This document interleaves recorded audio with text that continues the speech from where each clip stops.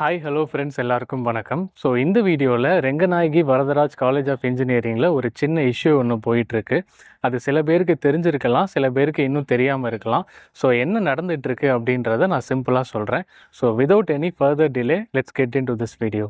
ஒட்டகப்பால்ல tea போடுறான்னு உனக்கு எத்தனை தடவை சொல்லியிருக்கேன்? ரீசெண்டாக உதயா ஆகாஷ் அப்படின்றவர் காலேஜில் அரியர் வச்சாலே மந்த்லி 500 பே பண்ண சொல்கிறாங்க. அண்ட் அந்த அமௌண்ட்டை அவர் பே பண்ணாததுனால எக்ஸாம் எழுத விடாமலும் பண்ணிட்டாங்கன்னு சொல்லி ஒரு வீடியோ ஒன்று அப்லோட் பண்ணியிருந்தார். Which is totally unfair. And இதை பற்றி இன்னும் கொஞ்சம் டீட்டெயிலாக பார்க்கலாம். ஃபர்ஸ்ட் ஆஃப் ஆல், இந்த மாதிரி அரியர் வச்சாலே காலேஜுக்கு ஏதாவது அமௌண்ட் பே பண்ணணுமா அப்படின்னு கேட்டிங்கன்னா அப்படிலாம் எதுவும் கிடையாது. அந்த மாதிரி எந்த ரூல்ஸும் கிடையாது. But it looks like a kind of fine amount. பட் என்னால் இதை ஃபைன் அமௌண்ட் கேட்டகரிக்குள்ளேயும் கொண்டு வர முடியல.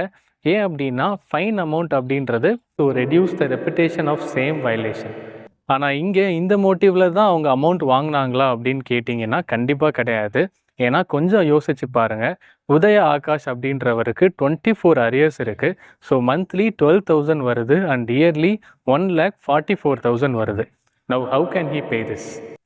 இப்போ சொல்லுங்கள், இந்த fine amount or whatever the amount it is, இந்த அமௌண்ட் அந்த பர்டிகுலர் உதய ஆகாஷ் அப்படின்றவரை ரெஸ்பான்சிபிளாக மாற்றுறதுக்காகவா, இல்லை ஸ்டூடெண்ட்ஸ் லைஃப்பை பற்றி கவலைப்படாமல் மேனேஜ்மெண்ட்டுக்கு காசு வந்தால் போதுன்றதுக்காக வாங்கின அமௌண்ட்டா?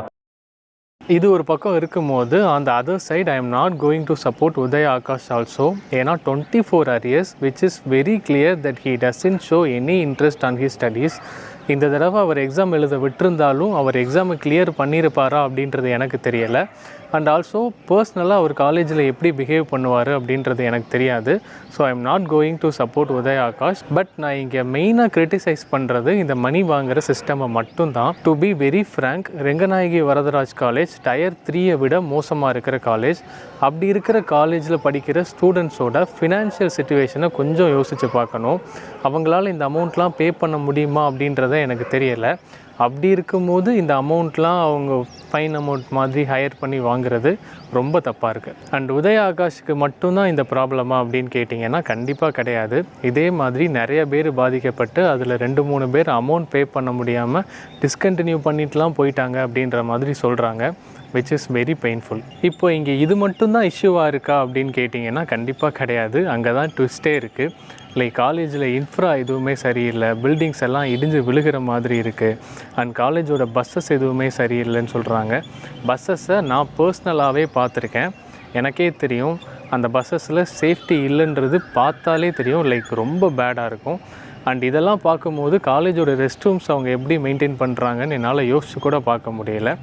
அண்ட் ஆல்சோ அங்கே ஒர்க் பண்ணுற ஸ்டாஃபுக்கு 3 மந்த்ஸுக்கு மேலே சேலரி பெண்டிங் வச்சுருக்காங்களாம்.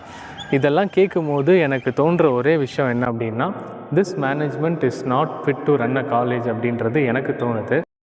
பட் இப்போது அந்த காலேஜ் பசங்க எல்லோரும் சேர்ந்து ப்ரொட்டஸ்ட் பண்ணதுக்கப்புறம் இந்த மாதிரி அமௌண்ட் எதுவும் வாங்க மாட்டோம், வாங்கின அமௌண்ட்டை திரும்ப ரீஃபண்ட் பண்ணிடுவோம் அப்படின்னு சொன்னதாக சொல்கிறாங்க.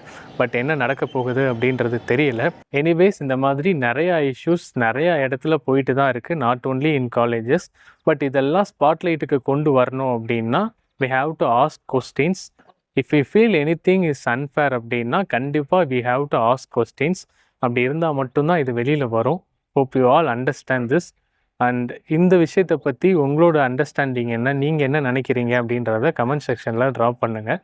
See you all in next video. Bye.